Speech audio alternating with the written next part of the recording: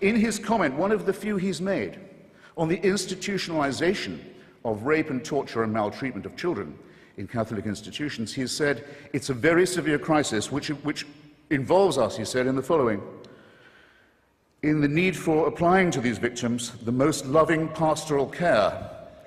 Well, I'm sorry. They've already had that.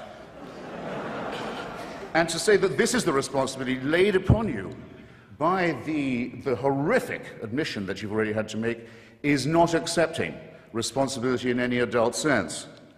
When I say child abuse was institutional, how dare I say so? How can I prove it? How can I prove such a thing?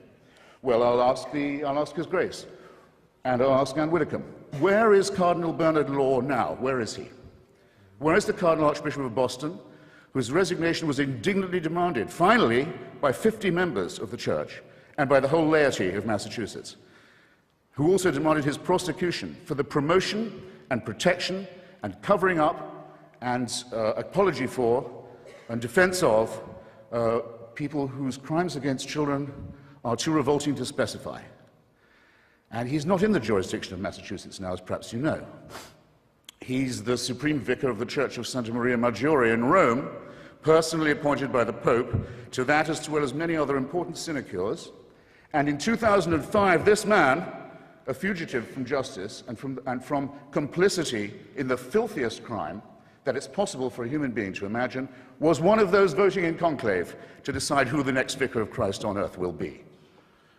I don't know. I think I'd like to hear a bit more shame about this. I think I'd like to see a bit more confrontation with the reality of the business.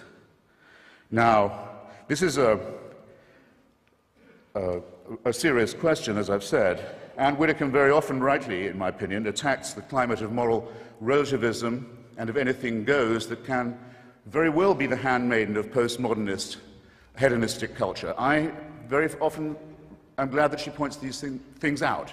But the rape and torture of children is not something to be relativized. It's not something to be excused as a few bad priests. It's certainly not to be excused by the hideously false claim made by some Catholic conservatives that this wouldn't have happened if queers hadn't been allowed into the church. I'm sorry to say that queerdom in the church is an old story too.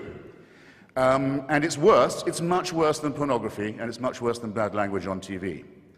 And it's the crime that cries out for punishment. It's the thing that if we were accused of on this side of the house, we would die rather than admit. And if we were guilty of it, would kill ourselves. And it's the one thing the Church has decided to excuse itself for under this papacy.